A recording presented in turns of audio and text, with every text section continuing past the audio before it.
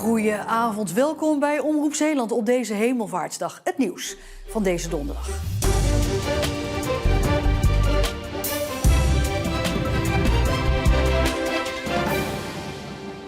Nummer 1.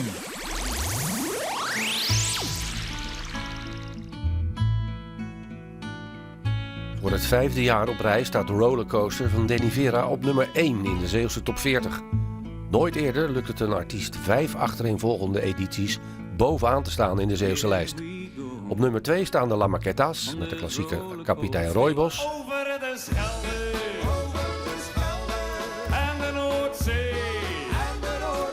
Bluff maakt de top 3 compleet met Aan de Kust. Aan de kust, de Zeeuwse kust. Van de liefde, van de lust. Steeds maar weer zal gaan verliezen. En deze mag je even vastpakken. Heb je hem zo?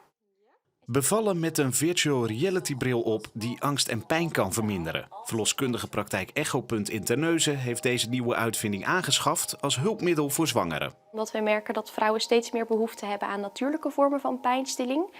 Waaronder dus de VR-bril bijvoorbeeld. En dat komt eigenlijk omdat medicinale pijnstilling, zoals bijvoorbeeld de ruggenprik, toch al wat gevolgen meebrengt voor moeder en kind. En het daarom veel vrouwen eigenlijk toch eerst de natuurlijke pijnstilling willen proberen. Belangrijk is om wakker, alert en aanwezig te zijn. Bij mediteren is het doel om de juiste balans te vinden. De bril is ontwikkeld door en voor vrouwen en heeft 2 programma's. Eén voor tijdens de zwangerschap, dat focust op ademhalingsoefeningen om te ontspannen. En het andere richt zich op het opvangen van de weeën. Is het ontspannend? Ja, dat vond ik wel. Ja, er is een stem die je begeleidt door de ademhalingsoefening heen. Dus, en je bent echt helemaal afgesloten van de rest van je omgeving, zeg maar. Dus ja.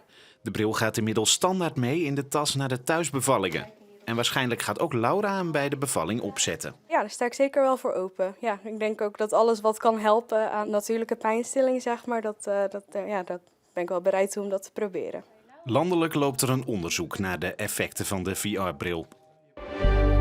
Verzekeringsmaatschappij ZLM uit Goes opent een eigen veiligheidsgebouw.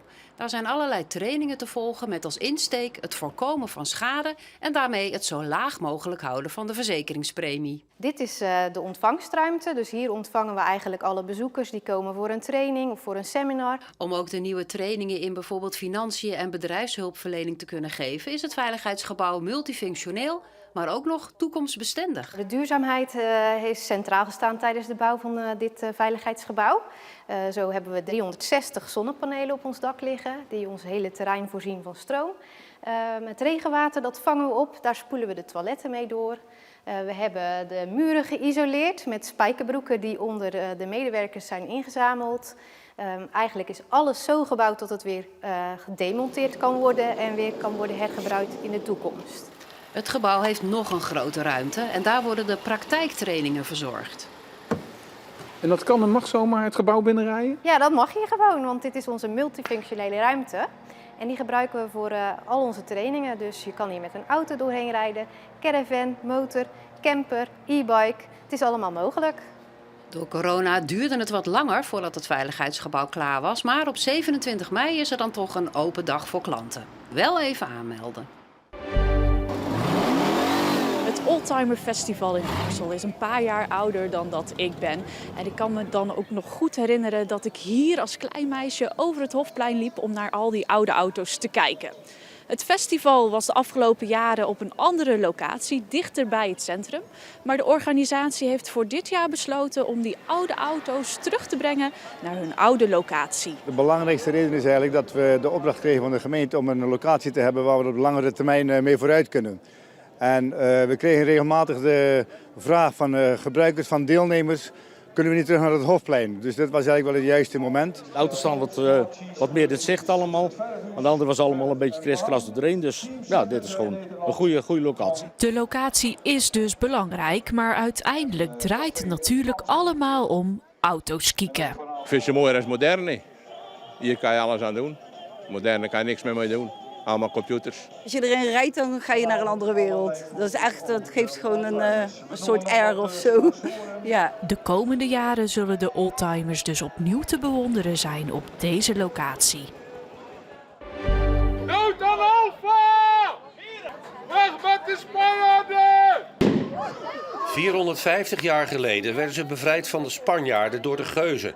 En dus hulden Biervlietenaren zich vandaag, tijdens de 50ste editie van de Geuzenfeesten, weer even in de kleding van toen. Ik heb de pest opgelopen. Wij zijn vissers, maar ik weet niet of het 100% authentiek is. Ik ben beland in een herberg. Wij zijn gekleed als de bosgeuzen. Geuzenkleding. Ik ben de soepdame vandaag. Het is allemaal schort te zien. Ja, ik kon niet zo goed leren vroeger op school, dus ik ben maar pistkijker geworden. In een jubileumjaar als deze pakken de Biervlietenaren de Geuzenfeesten net iets groter aan dan de andere jaren. Er zijn 10 wijken in het dorp en al die wijken die nemen zelf het tafereel voor hun rekening. Dus daarom hebben we een vissersdorp, een bakkerij, een Spaarse kamp. Dat is heel belangrijk voor Biervliet. Je denkt altijd van het leeft niet. En dan tegen dat het dan inderdaad mei gaat worden, dan gaat het bij iedereen kriebelen. Het is ook de verbroedering en de saamhorigheid. En we dragen het samen. We zijn geuzen. Ja, fantastisch. Nee, maar het is echt het is gewoon heel gezellig, sfeervol. Iedereen is welkom. Dat is echt Biervliet. De Geuzenfeesten zijn nu op de helft.